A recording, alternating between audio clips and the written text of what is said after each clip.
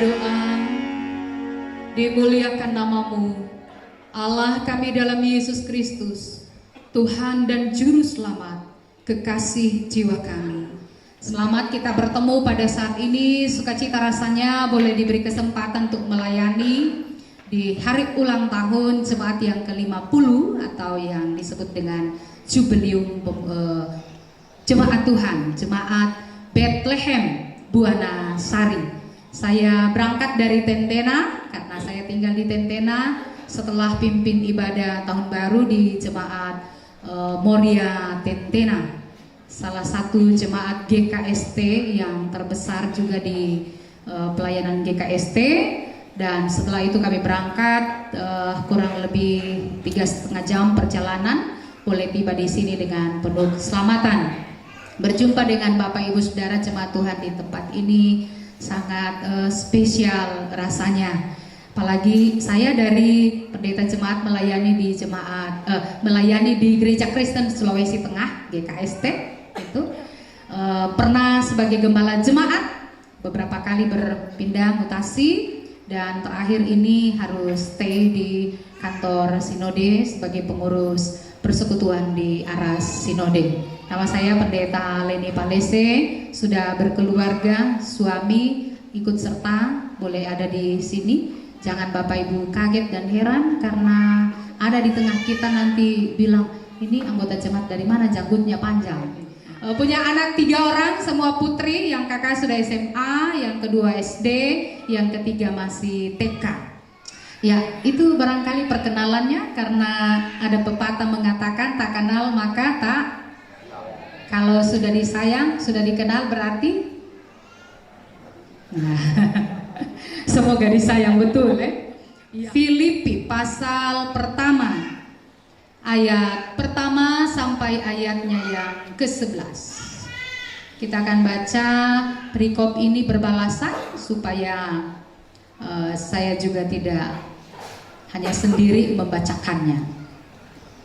Filipi pasal pertama ayat pertama sampai ayatnya yang ke-11. Ayat ganjil saya bacakan, Bapak Ibu jemaat Tuhan membaca ayat yang genap. Dari Paulus dan Timotius, hamba-hamba Kristus Yesus, kepada semua orang kudus dalam Kristus Yesus di Filipi, dengan para penilik jemaat dan diaken.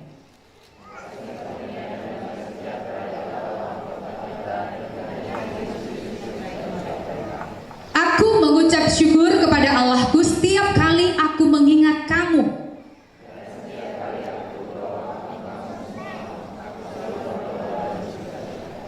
Aku mengucap syukur kepada Allahku karena persekutuanmu dalam berita Injil mulai dari hari pertama sampai sekarang ini. Shalom.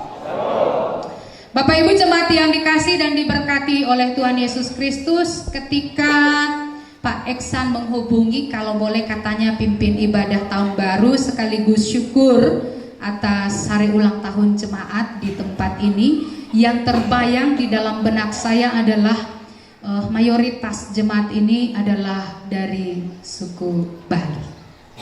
Lalu saya ingat kurang lebih tahun 2019 pertama kali saya ke Bali itu di jemaat mula-mula di GKPB Bali sana. Saya terkagum-kagum karena di Poso tidak ada seperti itu, di Tentena tidak seperti itu. Gereja mula-mula, ada yang tahu? Nah, ini orang Bali tuh mayoritas. Gereja mula-mulanya Bali apa? Di jemaat mana itu dia? Saya hanya mendengar informasi dari sana, katanya jemaat mula-mula di sana. Apa Bapak Ibu? Itu dia. Blimbing Sari. Peniel Blimbing Sari. Lalu saya tanya kepada Bishop yang melayani di sana. Apa artinya kampung ini? Karena modelnya salib. Kampung itu 100% Kristen, Protestan. Modelnya salib. Lalu Bishop itu menjelaskan begini kepada kami. Dulu kami ini dibuang di tanah ini. Tanah ini tidak diperhitungkan. Tanah ini tidak menghasilkan. Tapi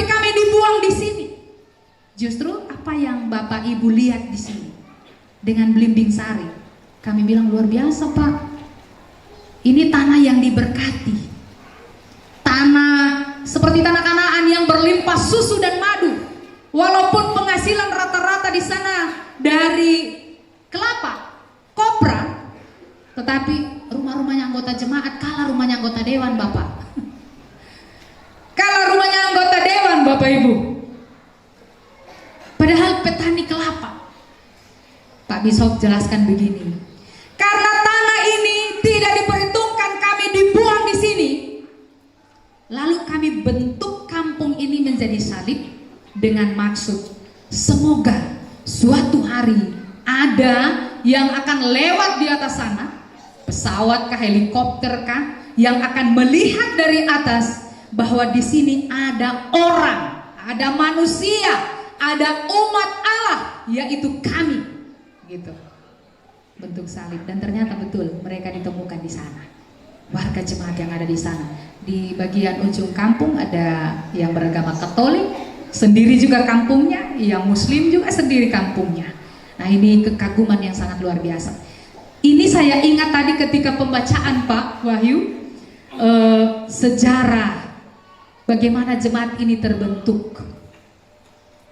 Apalagi dengan refleksi tadi Pak, ada refleksi yang disampaikan, ini luar biasa. Perjuangan yang sangat luar biasa, perjuangan yang tidak ringan dilakukan oleh para pendahulu orang tua yang ada sekarang, katanya generasi kedua. Tetapi perjuangan itu sekarang membuahkan hasil, betul? Tanah yang dulu tidak diperhitungkan itu justru sekarang boleh lihat, berbondong-bondong orang datang. Kalau dibilang mau beli buah, kami di Tentena sana atau di Mori, kebetulan saya orang Mori, kami yang ada di wilayah sana, kalau bilang cari buah, yang teringat adalah tolahi. Gitu. Jadi kalau dibilang buah nasari, ya bumi apa tadi? Inti. Tetapi sari itu juga adalah buah. Jadi di sini adalah buah yang bertumbuh di bumi ini, di bumi tolahi ini, sangat luar biasa berkat Tuhan. Amin. Karena itu tema perenungan kita pada saat ini Bapak Ibu, sehubungan juga dengan perayaan hari ulang tahun, saya susun satu kalimat yang singkat saja. Tetap beriman sampai akhir. Mari sama-sama kita katakan. Tetap beriman sampai akhir. Siap? Tetap beriman sampai akhir. Boleh angkat tangannya? Siap? Kenapa Bapak Ibu harus siap? Karena dunia yang kita hadapi sekarang ini dunia yang tidak lagi sama seperti dulu. Dunia yang sudah sangat maju, tetapi juga dunia yang sangat banyak tantangan dan godaannya. Kemarin saya pimpin di wilayah Mori Atas di Natal Pemuda Jemaat. Banyak kasus yang dihadapi di sana. Kasus apa? Terhadap anak muda. Kekerasan dalam pacaran. Kekerasan dalam berpacaran. Tantangan yang dihadapi oleh orang atau generasi di masa dulu, di masa tua, dengan di masa sekarang ini sangat jauh beda. Karena itu biasa orang tua juga suka membandingkan. Kalau orang dulu, kalau kami dulu, betul Bapak Ibu, orang tua membandingkan dengan generasi muda. Lalu generasi muda bilang, iyo, so tidak sama generasi tua dulu dengan generasi sekarang, tantangannya so beda. Apalagi dengan ilmu pengetahuan dan teknologi yang sudah sangat luar biasa sekarang. Kami menemukan kasus di Tentena, ada anak yang oleh opaknya, kalau bilang opak orang Bali apa ya? Kakek ya. Yang oleh kakeknya, pikir anak ini dengar-dengaran. Pulang sekolah kakeknya bilang, nak, so makan? Sudah. Dibilang, opa, kakek saya mau istirahat. Oh ya, istirahat siang. Suatu hari kakeknya ini masuk di kamar, cari tahu apa yang dibuat oleh cucuku di kamar. Apa Bapak Ibu ternyata? Karena HP sekarang biar anak kecil so pegang yang Android, bukan main. Kita tahu sendiri. Orang tahu sendiri, bisa menerjemahkan apa kira-kira yang dinonton oleh anak SD itu. Hal yang masih terlalu cepat untuk dia tonton, yang tidak seharusnya dia lihat. Nah, lalu kita orang tua, kalau kami dulu tidak seperti itu, ya memang beda. Tidak seperti itu tantangannya sekarang. Karena itu kita perlu sebagai orang tua berhati-hati. Apalagi memasuki tahun 2024, di hari yang pertama ini harus betul-betul kuat iman kita. Harus betul-betul keyakinan kita hanya terpaut kepada Tuhan. Dan tema perenungan kita tetap beriman sampai akhir. Saya ingin memuji iman jemaat yang ada di tempat ini seperti Paulus memuji iman jemaat yang ada di Filipi. Oleh karena kasih mereka, oleh karena iman yang mereka nampakkan, yang mereka tunjukkan, sehingga Paulus sekalipun waktu itu dia sedang berada di penjara, tetapi dia mau agar jemaat itu tetap beriman kepada Tuhan Sang Juru Selamat. Bapak Ibu Saudara yang dikasihi Tuhan, di wilayah kami itu ada salah satu lokasi transmigrasi. Transmigrasinya dari Toraja, ya, dari Toraja. Sekitar 12 kakak yang ada di tempat itu, satu gunung, satu rumah. Gunung yang sana lagi satu rumah, begitu. Karena agak di hutan-hutan. Ada teman pendeta yang melayani di situ. Lalu pada hari Minggu dia toki lonceng, dia rangkap kostor juga, toki lonceng, memanggil jemaat untuk ibadah. Walaupun di gunung-gunung, tetapi loncengnya agak kuat kedengaran. Hari Minggu itu yang datang tidak setengah dari anggota jemaat yang ada. Hari Minggunya berikut lagi, Pak Pendeta tunggu anggota jemaat, juga tidak setengah yang datang. Minggu berikutnya dia kunjungi anggota jemaat itu di gunung-gunung itu. Hei anggota jemaatku, kenapa kalian tidak datang beribadah? Kalian ini kan orang Kristen, datang ibadah, itu rumah Tuhan menunggu, lonceng berbunyi. Karena di sana rata-rata petani coklat, orang bilang begini sama Pak Pendeta, Pak Pendeta, orang datang di sini datang cari uang, bukan cari Tuhan. Aduh. Datang cari uang, bukan cari. Bapak Ibu, waktu datang di Tolai, cari siapa? Cari dua-duanya. Cari Tuhan atau cari uang? Kalau mau jujur ya. Kalau jujur, cari Tuhan atau cari uang? Ragu-ragu? Cari apa? Cari lahan. Cari lahan. Kan sejarah tadi toh, betul tidak? Cari lahan. Itu berarti kalau cari lahan cari uang.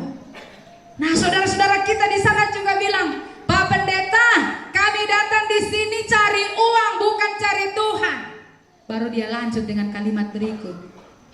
Kalau mau cari Tuhan, di Toraja juga ada. Waduh. Kalau mau cari Tuhan di Toraja juga ada. Tapi saya percaya, sekalipun saudara-saudaraku, waktu trans pertama dari Bali ke sini, kalau tidak salah 2 kali saya baca sejarahnya, bahkan mungkin bukan hanya 2 kali. Datang di sini mungkin awalnya cari lahan, Bapak bilang cari lahan, tapi cari lahan dengan beriman, betul? Cari lahan dengan beriman, meyakini bahwa kalau kita memiliki iman kepada Allah, kepada Tuhan, maka berkat itu akan datang dan mengalir. Amin. Jangan cuma waktu ini saja kuat DP amin. Besok waktu kostor toki lonceng, so kurang yang datang. Ibu Pendeta, kalau hari Minggu begini DP banyak? Boleh. Kalau bilang boleh kayak kurang meyakinkan nanti ini. Nah, Bapak Ibu Saudara, kiranya tidak hanya karena 50 tahun. Tadi saya pimpin ibadah pagi, saya membaca Lukas 2 ayat 21. Apa isinya? Hari ke-8 Yesus diberi nama Yesus yang oleh malaikat diberikan kepadanya disunat pada hari ke-8. Hari ke-8 itu kapan? Kapan orang rayakan hari kelahiran Yesus? Tanggal berapa? 25 Desember? Coba hitung. 25 Desember perhitungannya orang Yahudi. Mulai dari 25. 26. Seberapa? 2 hari. 27. Berapa? 28. 29. 30. 31. Baru tanggal hari keberapa itu? Nah, hari ke-8 dia diberi nama Yesus. Yang diberi nama Yesus artinya Immanuel, yaitu Allah menyertai kita. Jadi kalau hari ini hari ke-8, hari ini tanggal 1 Januari, maka mulai titik ini, hari ini Allah Immanuel itu akan menyertai kita. Amin. Ini kekuatan bagi kita. Di situ ada jaminan bahwa sekalipun Bapak Ibu Saudara kita akan menjalani tahun yang masih rahasia ini, tahun yang belum kita ketahui, apalagi mulai panas Bapak Ibu ini. Tahun-tahun apa ini? Tahun politik. Mulai panas ini. Yang di sana sobat kasih jatuh. Yang di sana tidak mau kalah. Nah, mari kita berpegang pada janji penyertaan Tuhan. Mari kita meyakini bahwa hanya Tuhan yang akan menyertai perjalanan kehidupan kita di sepanjang tahun 2024. Ada lagu dari Kidung Jemaat, bukan Kidung Jemaat tapi Mazmur 23. Tuhan adalah gembalaku. Kalau orang tahu lagu ini, orang akan nyanyikan secara perlahan, secara bersama-sama. Tuhan adalah gembalaku, takkan kekurangan aku. Tuhan adalah gembalaku, takkan kekurangan aku, ya. Dia membaringkan aku di padang yang berumput hijau, yang membimbingku ke air yang tenang, yang menyegarkan jiwaku, yang menuntunku di jalan yang benar. Oleh karena apa? Namanya, sekalipun aku berjalan dalam.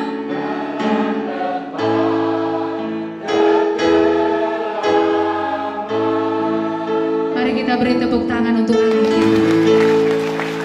Bapak Ibu Saudara, di awal dikatakan Tuhan adalah gembalaku.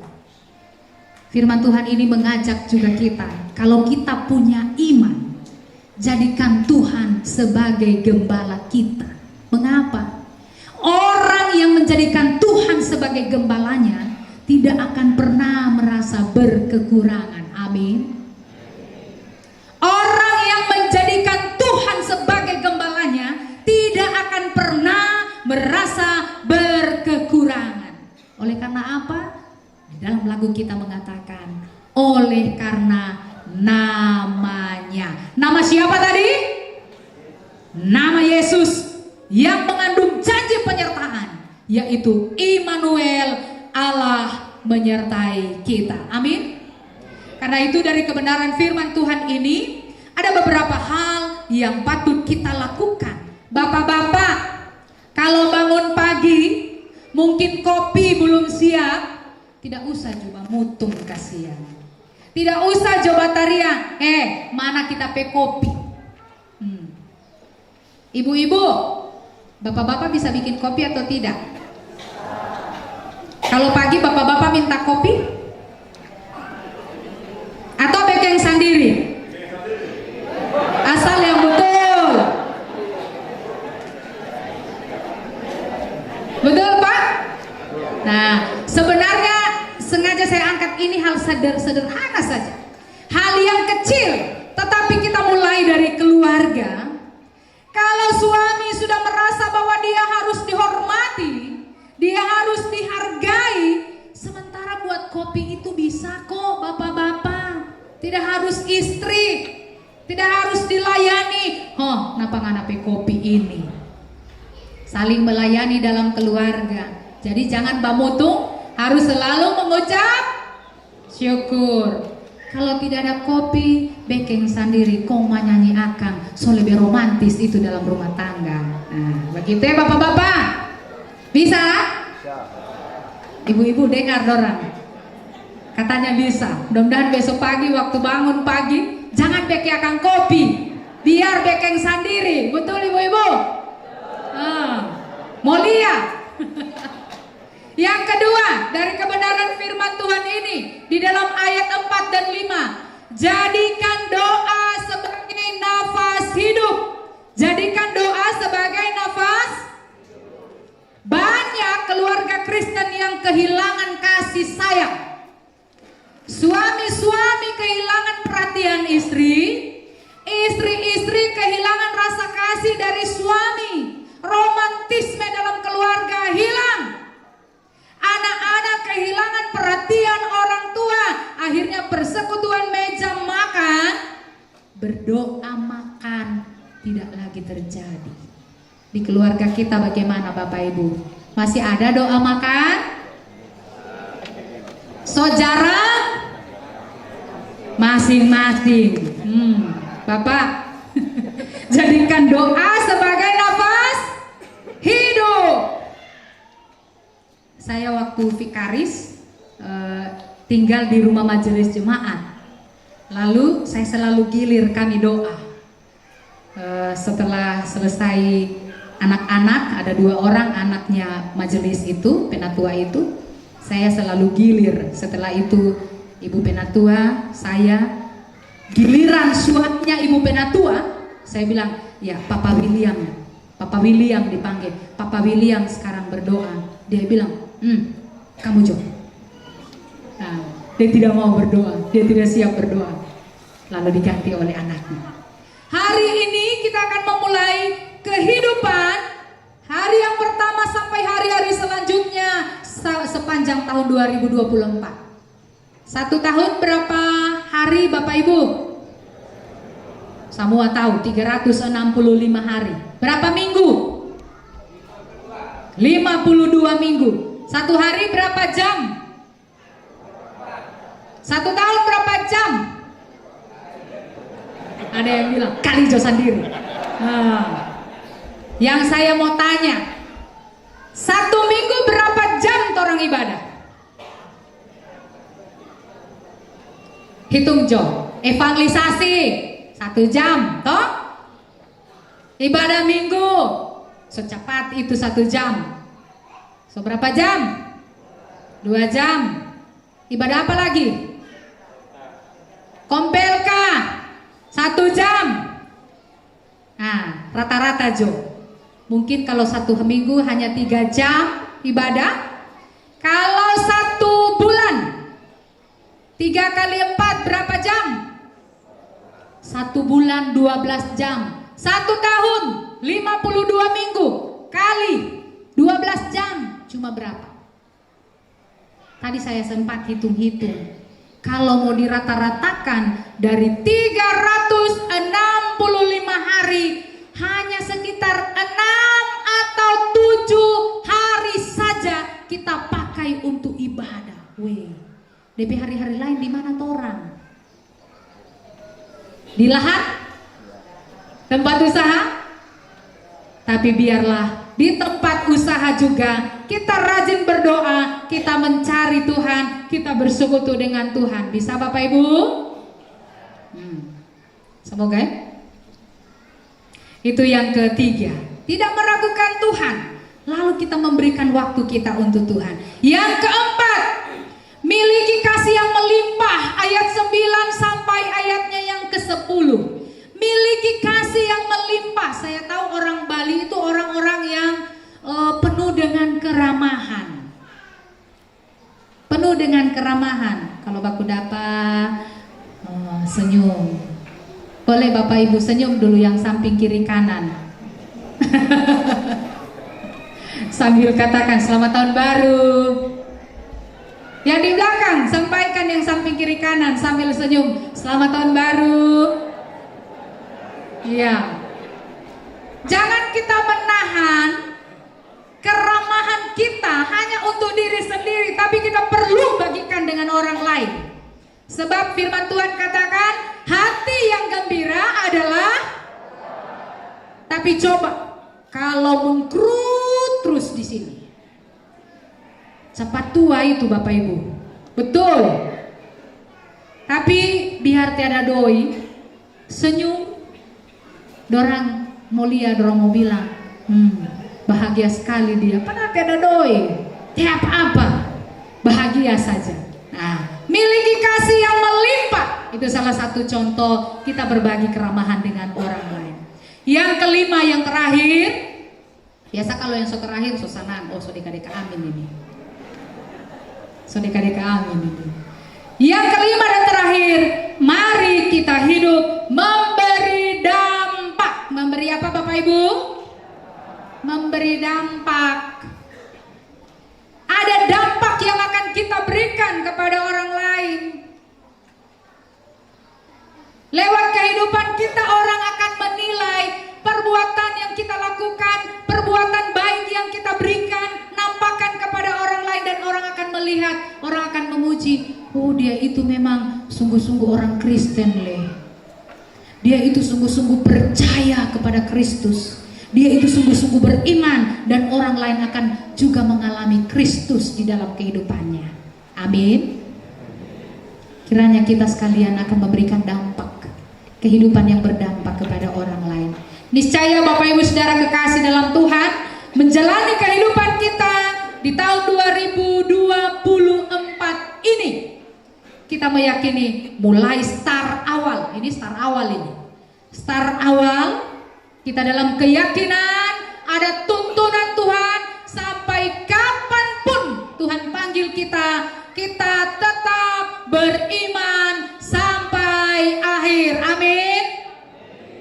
Jangan mudah, khusus anak-anak muda, saya ingatkan, jangan mudah meninggalkan Kristus karena uang, karena laki-laki, karena perempuan, karena bilang dia ganteng, karena bilang dia cantik. Tinggalkan Yesus.